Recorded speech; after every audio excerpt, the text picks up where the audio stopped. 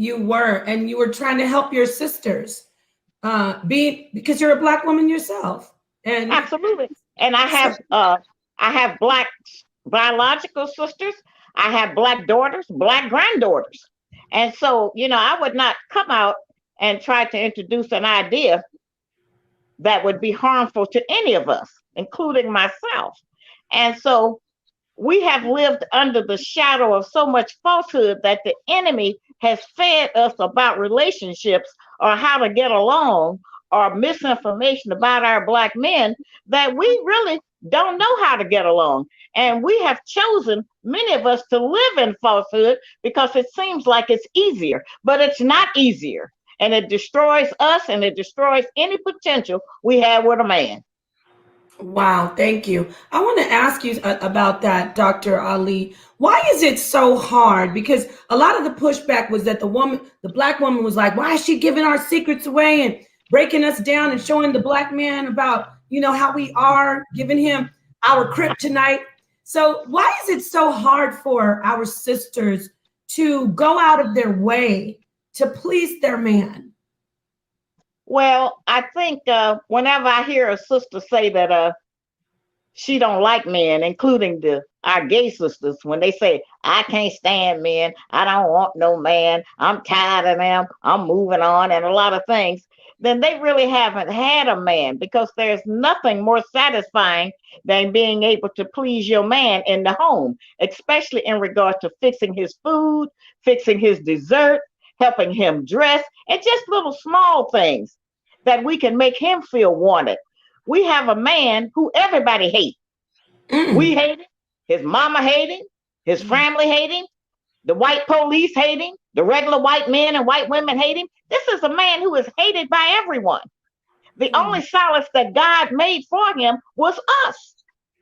And when he comes to us and can't get any sanctuary at all, then he don't have no life. And then they win, because what they want to do is to destroy him and make us think that we are better than him, so that we will help the enemy destroy our own man that God gave to us. We have the best man on earth. Everybody want him. He looked better than everybody. He's stronger than everybody. He is the best, the wisest, and the most beautiful.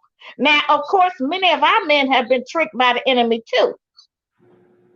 But since we are the mothers, we are the first face they see. We are the first person they talk to. We the first person to feed them. We do all of that and raise them up. And so if there's a silly man out here, he didn't grow up and be silly. He was silly as a little boy because his mother mismanaged him and didn't reparent him using the truth. Wow. Continue to teach. Whoa.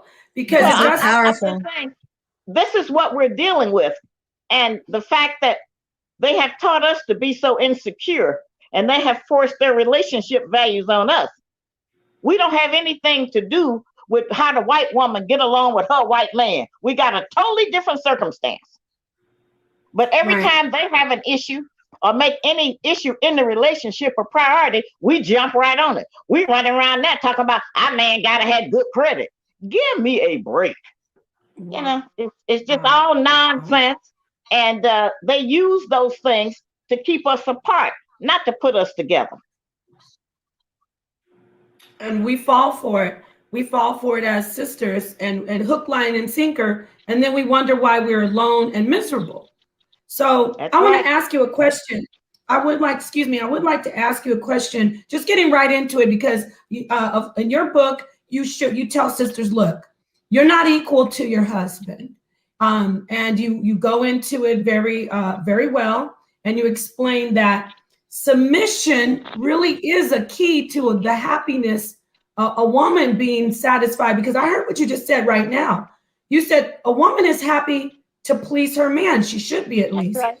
So talk to us about the whole battle of the sexes and women fighting for that power and that control in relationships. What can sisters do to try to really enjoy being submissive? What can they do, doctor? Well, submissive just really means agreement. I say that all the time. Okay. It just means that if he gives a direction or comes up with an idea, then we need to think it over and try to get with it if it makes any sense. And as far as us thinking we're better than him, it ain't nobody better than the black man on the earth. He is the first man that God designed, and everybody else came after him, every nationality, even us. And so we have the man who is supreme over all of the other men on the earth. Now, what we're dealing with is a man who has been wounded and repressed and taught that he does not have any value. And their solution to keeping him in that condition is to convince us to tell him he ain't got no value. And many of us do that. Many of us do that because we are disappointed. You know, I've been talking with the brothers about trying to get in touch with or make peace with their fathers. Because many of our people who didn't have a father, we have that father hunger. And almost everything we know about our father was told to us by our mother, who was mad at him about their relationship. Wow. It has nothing to do with us being their child and them being our father. Fatherhood is not based on whether or not he can pay child support or not. We don't care as children. You can't find a child that care whether the father giving them anything. They want their daddy. Yes. And we have deprived them of that based on some rules that white people set up. And we will tell people he don't do nothing for him, so I don't let him see him. And that is the worst thing. That's not hurting the man as much as it's hurting our own child. Preach. Oh, right. Thank you, doctor. We gotta give them. We have to work on those kind of things. You know, even if we don't like the father, and most of us don't after a while, especially if you didn't stay with him or get married, if you don't like him. You liked him at one point, or you wouldn't have the child. Right. So you do like him. It's just we don't like him no more, and we make the child suffer for our dislike. And that's wrong. It ain't never gonna be right.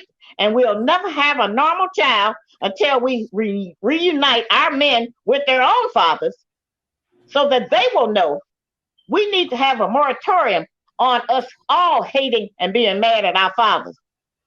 Because it's hard now for a black man to pay all of the things, to have a job. He's living in a society, as I say, where he is totally kept down as much as possible. So if it's like that in 2021, what do y'all think it was like that in the 30s and 40s and 50s and 60s? He didn't have nothing. He was pushed out based on money most of the time because we all need the money. Right. And so, you know, we have let them use that. That still is not more important than trying to have that relationship with him. And yes, we should be trying to rebuild him. Many of them, they have just given up. You should hear the letters they write to me. And many of them, well, you know, they'll tell me, they'll say, thank you. You finally explained some things to me my own mother wouldn't tell me. Because when, you know, when people say I'm giving up secrets, I'm not giving up secrets. I'm just leveling the playing field.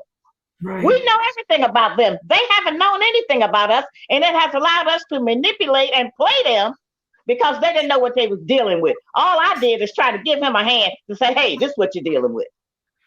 Yes, yes. Thank you so much, doctor. You said something.